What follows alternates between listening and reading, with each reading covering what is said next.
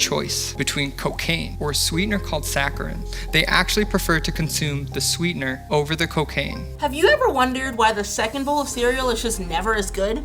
Well, I wanted to know, so I went down a rabbit hole for like 10 hours, and what I found pissed me off. Higher consumption was associated with higher risk of obesity and type 2 diabetes. Turns out the cause is a literal ecosystem inside you that drives the behavior that ruins your weight loss. You know, the emotional eating, junk food cravings, or even just not feeling satisfied after an adequate meal. But I don't gatekeep information. So if I can teach you what I've learned about how these microorganisms control your behavior, then you can eat and act in a way that controls these microorganisms. And to do that, you're gonna target one thing: dopamine. Dopamine is the chemical messenger everyone and their mom has heard of. But what does it actually do? Well, when it comes to food, it plays a huge role in what habits we form, what foods we crave, and our overall satisfaction. A lot of things can signal that you need more dopamine, but we're gonna focus on the gut-brain axis. There are trillions of microbes in your gut that are really beneficial to your overall health. These microbes help your body with digestion, and they help your immune system fight off certain bacteria. But science has just recently found out that they directly communicate with your brain and respond to what you feed your body. It can basically sense the nutritional value of your food through your blood, like weird bacteria vampires. But it tells your brain this is good. Your brain releases chemicals to reward it, and you become trained like a puppy to eat it again. And obviously, it rewards things we need to survive: sugar, salts, and fats. It's a pretty great system overall, considering it's been working for hundreds of thousands of years. Except, of course, we figured this out about ourselves and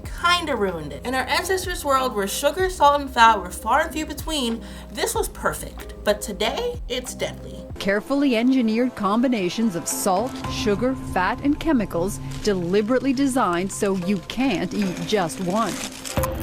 Businesses and fast food chains figured out that they can create food that targets the system and gets us coming back. The problem is, our early human ancestors ate these nutrients along with fiber and complex sugars in whole foods, like berries, fruits, and honey, stuff like that. Now, humans have found a way to light up your brain in a matter of minutes with ultra-processed food. The problem is, your brain is like that friend with OCD that freaks out if everything isn't perfectly balanced, and the way your brain responds to the overstimulation gets in the way of your weight loss goals. There are two ways it does that. First is through downregulation, aka reducing the amount of dopamine receptors you have. If there are less things to receive the dopamine, then the extra amount from eating junk food isn't as harmful, but you don't know that.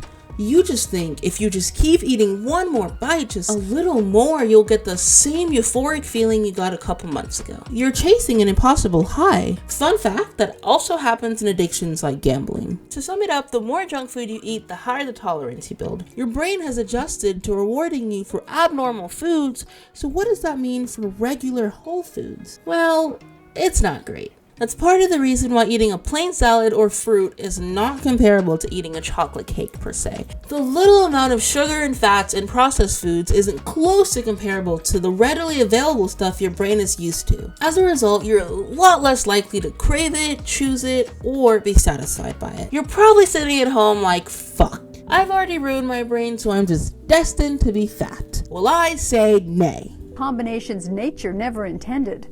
And increasingly, scientists agree there is evidence that these highly palatable foods can be addictive. I agree that we have to take some personal responsibility to a degree, but with all the junk food everywhere, all the time, it makes sense. You needed something to make you feel good in a world that's really good at making you feel bad. So I don't think it's fair that we're stuck with the damage that we didn't know about, or quite frankly, didn't care about at the time. Is the damage reversible though? I haven't found any conclusive evidence, because anything that studied the long-term effects of like dopamine sensitivity specifically only lasted like a couple months max to like study long-term effects, but they did unfortunately conclude that the sensitivity to dopamine didn't go back up after 2 months. On top of that, people just weren't as satisfied with regular food as they once were. This might help explain why weight regain is just so common. But we're not cavemen anymore. We don't kill each other for dominance anymore because of a little something called impulse control. Those studies don't mean that you can't achieve your weight loss goals, because ultimately you're in control of your action. Also,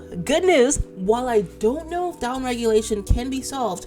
I do know that you can increase the function and sensitivity of the dopamine receptors you do have. You can do this by increasing dopamine production with your diet, in a good way this time. There's a little amino acid called tyrosine. Off topic, but if tyrosine were a person, it would look like this, because of the tie.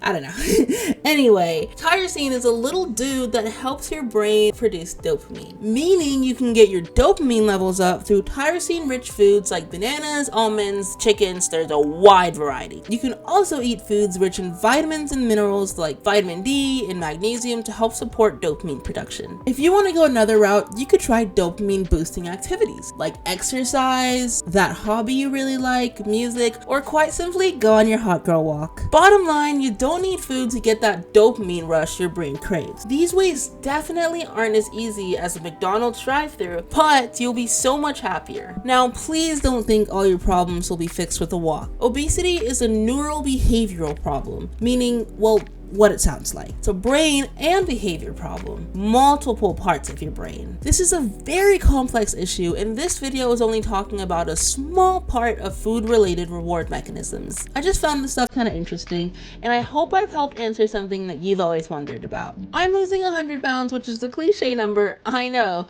but I'm making it my mission to talk about stuff that just seems really confusing to me. If you'd like to learn more about how to actually stick to long-term weight loss along with me, please consider subscribing. Let me know what you want to see, and I'll see you next time.